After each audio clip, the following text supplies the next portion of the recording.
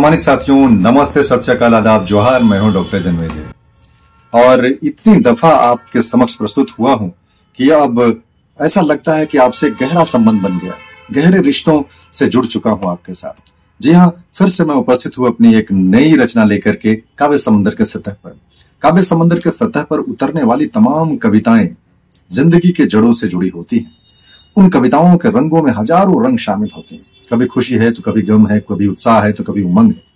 हमारी कविताओं में कुछ खास रंग बहुत गहरे उभरते हैं। जी हाँ, रोटी कपड़ा मकान के साथ साथ जीत हार और हमारी कविताओं में स्वाभिमान का रंग बड़ा ही निराला बनकर के उभरता है, उतरता है। क्योंकि मेरा मानना है या काव्य समंदर का मानना है कि हमारी जिंदगी में यदि स्वाभिमान नहीं है तो कुछ भी नहीं है।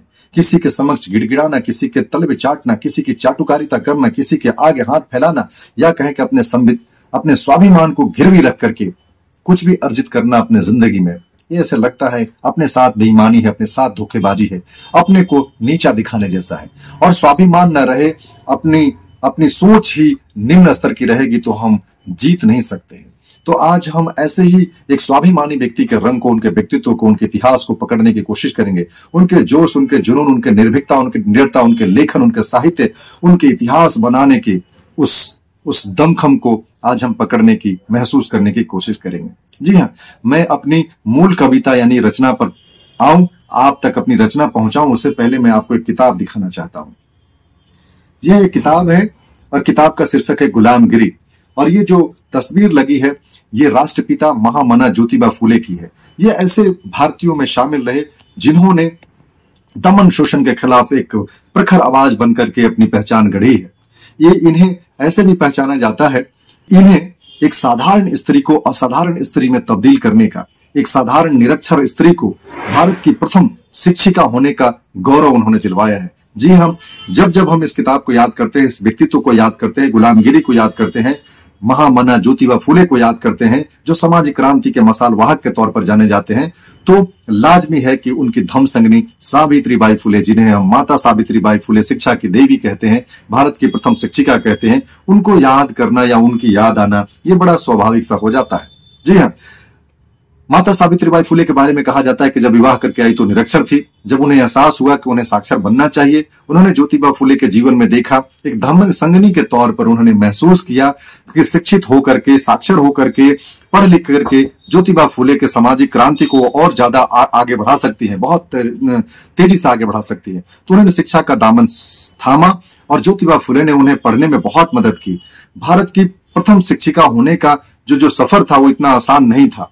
वो पढ़ करके खुद महिलाओं को पढ़ाने, बच्चियों को पढ़ाने, बच्चियों को शिक्षित करने के लिए, यानी कि नारी शिक्षा के लिए जो उन्होंने जो बीड़ा उठाया वो बहुत ही तकलीफदायक रही। लोग उनके ऊपर कीचड़, लोग उनके ऊपर गोमूत्र, उनके ऊपर जो है कि गंदी चीजें फेंक दिया करते थे, ताकि सावित्रीबाई फूले डर करके, भयभीत होकर के, घबरा करके वो जो है अपना ये जो कार्य था, महिलाओं के शिक्षा का जो बीड़ा था उसको छोड़ दे और वो पीछे मुड़ जाए, वो हताश और निराश होकर के बैठ जाए।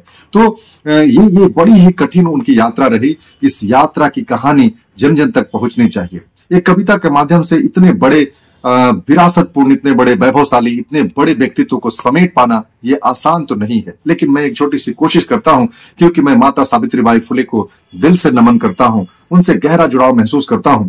नारियों के सम्मान, नारियों के स्वाभिमान, नारियों की शिक्षा, नारियों को उन्नति के लिए जो उन्होंने कार्य किया है, उसके लिए मैं उन्हें शीश नवा करके अभिनंदन करता हूं। और अपनी कविता पर आता हूं। ये मेरी रचना है, माता सावित्रीबाई ज्ञान की देवी। ये मेरी कविता का शीर्षक है। कहते हैं कि कोटि कोटि है वंदन माता फूले सावित्रीबाई, कोटि कोटि है वंदन माता फूले सावित्रीबाई, तेरी पहल से बेटियों ने ज्ञान के लिए अंगड़ाई, तेरी पहल से बेटियों ने ज्ञान के लिए अंगड़ाई। आज कलम की धाक से देखो साहस और उड़ान मिला, चौखट पीछे कैद कभी जो नारी को पहचान मिला, नारी को पहचान मिला। आज भले तो भूल गए, मैं आज वर्तमान की तमाम नारियों को, किसी भी जाति, धर्म, बिरादरी, किसी क्षेत्र की जो बेटियां हैं, जो अशिक्षित हो रही हैं, जो आसमान की बुलंदियां छू रही हैं, वो खेल के जगत में, विज्ञान के जगत में, लेखन के जगत में, नृत्य कला के जगत में, साहित्य के जगत में, फिल्मों के जगत में, मीडिया की दुनिया में तहलका मचा रही हैं। ये इसलिए संभव हो पाया कि माता सावित्रीबाई फूले ने उनके लिए लड़ाई लड़ी, उनके शिक्षा के लिए, उनके स्वाभिमान के लिए अपने जीवन का एक एक वक्त, एक एक टुकड़ा जो है कि सर्वस्व न्यौछावर किया। आज भले तुम भूल गए, कल उसने सब कुछ सहा था, चली पढ़ाने बहनों को जो क्या क्या नहीं सहा था। बदल गया अब वक्त ज्ञान से हक और ये सम्मान मिला। बदल गया सब ज्ञान से हक और ये सम्मान मिला। चौखट पीछे कैद कभी जो नारी को पहचान मिला। ज्योतिबा का साथ मिला अमर ज्ञान की अलख जगी। ज्योतिबा का साथ मिला अमर ज्ञान की अलख जगी। ज्योतिबा का साथ मिला अमर ज्ञान की अलख जगी। तर्कवाद का शंखनाद फातिमा का भी साथ लगी। हुआ द्वंद इतिहास गवाह है प्रथम अध्यापिका नाम मिला। चौखट पीछे कैद कभी जो नारी को पहचान मिला। नारी को पहचान मिला। और अंतिम कुछ पंक्तियां कहना है कि सन 48 पहला स्कूल 1848 में ज्योतिबा फुले और सावित्रीबाई फुले ने महिलाओं के लिए पहला स्कूल खोला था। सन 48 पहला स्कूल आहत अहम का भान हुआ। रोके नहीं सावित्री को जो आफत उनका प्राण हुआ। सत्य शोधक बदलाव की वाणी। सत्य शोधक बदलाव की वाणी सकल आस को त्राण मिला। सत्य शोधक बदलाव की वाणी सकल आस को त्राण मिला। चौखट पीछे कैद कभी जो नारी को पहचान मिला। नारी को पहचान मिला। हमारी कविताओं को प्यार करने के लिए, इसे अपना समझने के लिए, इससे जुड़ने के लिए बहुत बहुत धन्यवाद और साधुवाद आपका।